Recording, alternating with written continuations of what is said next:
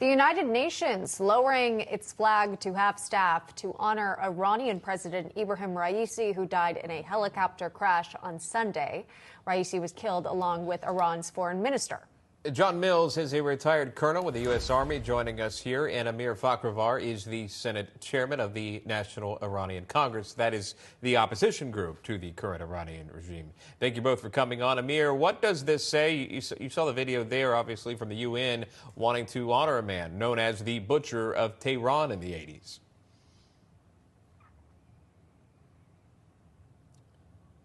I don't think we can get your audio there. My audio, yeah. Thank you, Sean and Emma, for having me. You know, it's a shame. It's a shame for United Nations. It's a shame for Biden administration. And, you know, 1 minute of silence at the United Nations Security Council was not a 1 minute of silence. It was 1 minute of shame.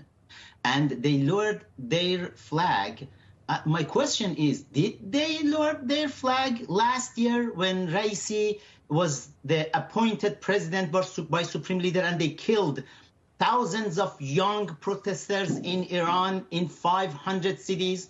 What about November 2019 when Raisi was Chief Justice and they killed 1,500 young protesters in 200 cities? What about 1988 when Raisi killed thousands of political prisoners inside prison? That's the time he got the title of the Butcher of Tehran. And you know, Raisi, in the last 45 years, just signed the execution order for political prisoners, for young boys and girls, Iranians, who were disagree with the mullahs in power. Yeah. And how they are not ashamed at the United Nations, how Antony Blinken is not ashamed to just go to the hearing of Senate and say, oh, it's a normal course of business. We want to get to that, Amir. You're right. You're not alone in calling out the shame of it all. In fact, Senator Ted Cruz of Texas got into a heated exchange with Secretary of State Antony Blinken having to do with the State Department sending condolences to Iran on the death of Raisi. In fact, here's Cruz and his message to Antony Blinken. Your State Department put out a statement sending condolences for his death. Mr. Secretary, is the world better today now that Raisi is dead? Given the horrible acts that he engaged in, both as a judge and as president, to the extent he can no longer engage in them, yes, the Iranian people are probably better off. You didn't say that in your statement, did you? I believe that we did. Would you agree it's disgraceful for the UN to be? I'll look at what they've done. We certainly would not do that. What they've done is flown the flag at half-staff. Is that disgraceful? We wouldn't do that, and we would certainly find that. And I would note that's the absence of American leadership.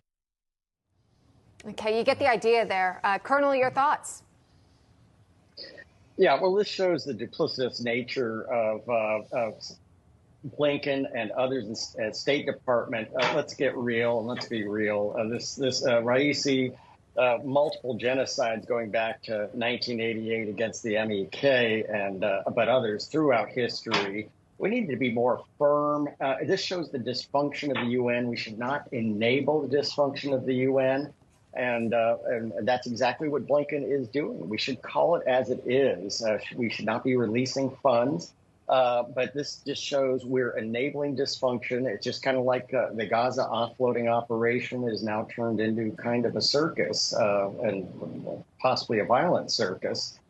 We need to get real on our comments. And sure. Tony Blinken is just not properly demonstrating the position of the United States. Amir, your thoughts? You know, when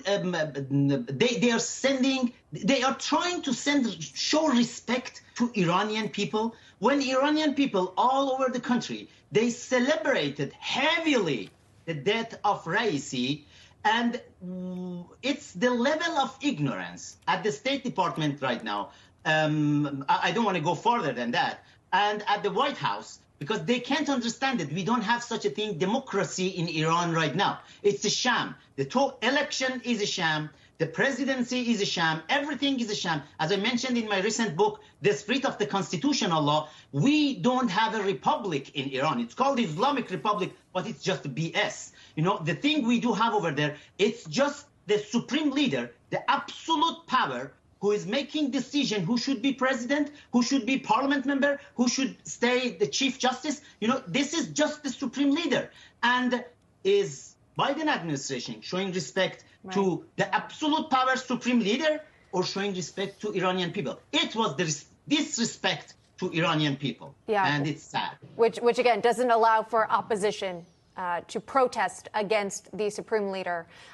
Gentlemen, thanks for coming on today, sharing your viewpoints and analysis with us.